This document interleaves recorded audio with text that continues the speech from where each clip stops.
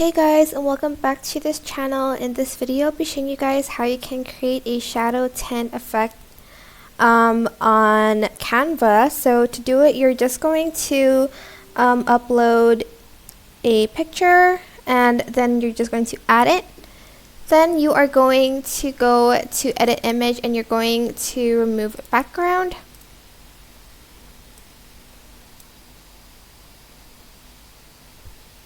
And it's going to take some time, so just be patient with it.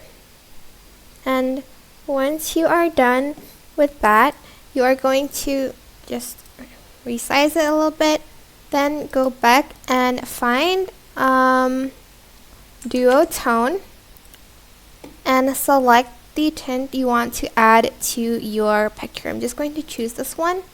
You can also adjust it here, like the highlights and the shadows and also the intensity of the tint.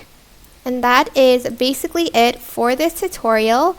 I hope it was helpful for you guys. Don't forget to like, comment, share, and also subscribe to this channel if you haven't done that already. If you have any questions, just leave it in the comment section down below and I will try my best to answer them all for you guys. There we go. For you guys, if you found this video helpful, please click the thanks button above the description box down below.